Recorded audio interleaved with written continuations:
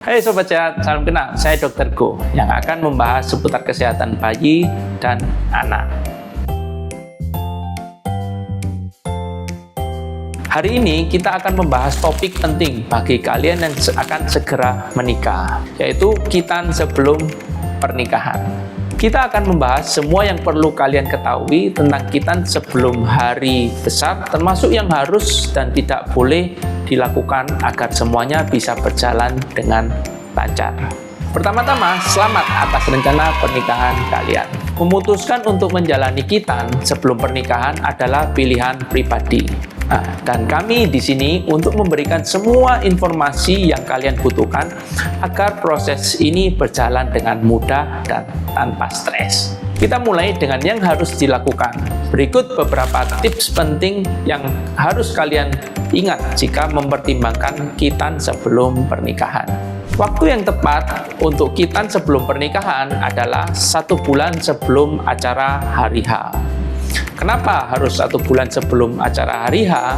Rata-rata pemulihan khitan pada dewasa biasanya 7-10 hari. Sembuh sempurna biasanya hari ke-10 sampai ke-15. Tapi biasanya pada hari ke-15 itu masih sensitif, masih tidak nyaman jika dilakukan hubungan seksual. Jadi waktu yang tepat sebaiknya 1 bulan sebelum pernikahan agar luka sunat bisa sembuh secara sempurna, kemudian sudah bisa dilakukan untuk hubungan seksual. Nah, untuk metode khitan yang cocok untuk sebelum menikah, kita sarankan menggunakan metode stapler. Dengan metode stapler ini, hasil yang dihasilkan sangat estetis, kemudian penyembuhannya juga cepat dan perawatannya juga mudah. Penyembuhan pada metode stapler ini biasanya 7-10 hari. 7-10 hari biasanya sudah tidak merasakan nyeri, sudah bisa aktivitas seperti biasa, kemudian sembuh sempurna, staplernya itu biasanya lepas secara sendiri, biasanya hari ke-10. Maksimal hari ke-15, stapler pasti sudah bisa lepas. Untuk kalian yang mau melangsungkan pernikahan, khitan ini sangat amat bermanfaat. Nah, manfaat dari khitan ini pada dewasa adalah 1. Mencegah bau dan gatal pada penis atau Mr. P. Gatal dan bau itu disebabkan karena adanya bakteri atau kotoran yang menumpuk pada Mr. P. Dengan dilakukan khitan, otomatis kotoran tersebut bisa bersih dan tidak terjadi infeksi. Yang kedua adalah mencegah infeksi saluran kencing dan infeksi menular seksual. Dengan dilakukan khitan, otomatis penis menjadi lebih bersih sehingga terhindar dari infeksi saluran kencing dan infeksi menular seksual. Sudah ada penelitian yang menyebutkan bahwa jika di khitan, resiko terkena infeksi menular seksual itu sangat rendah. Tapi juga jangan jajan sembarangan ya. Nah, yang ketiga itu mencegah terjadinya resiko kanker penis. Nah, kanker penis ini disebabkan karena adanya kotoran pada kepala Mr. P yang menumpuk bertahun-tahun. Nah, kotoran yang menumpuk tersebut akan dihinggapi bakteri sehingga menyebabkan peradangan yang menahun pada daerah Mr. P. Peradangan tersebut itu bisa mengaktifkan sel kanker sehingga terjadi kanker penis.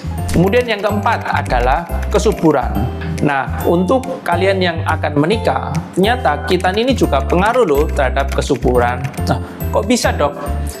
Ya, karena pada orang dewasa yang mempunyai riwayat fimosis itu terjadi infeksi yang berulang jika tidak dibersihkan. Nah, infeksi tersebut bisa mempengaruhi sperma menjadi tidak subur sehingga bisa mempengaruhi kesuburan. Yang kedua, karena ujung kulup Mr. P yang sempit sehingga ketika sperma dikeluarkan itu masih banyak yang tersangkut di dalam Mr. P sehingga tidak bisa keluar sepenuhnya. Jadi keluar yang sedikit itu bisa menyebabkan susah sekali punya anak. Jangan lupa pilih klinik sunat yang terpercaya yang sudah terdaftar pada Kemenkes. Kemudian Sobat Sehat juga bisa konsultasi terlebih dahulu pada dokter yang akan melakukan tindakan. Kemudian cek nama dokternya, cek foto dokternya, karena akhir-akhir ini banyak sekali dokter jadi-jadian yang mengaku dokter padahal bukan dokter.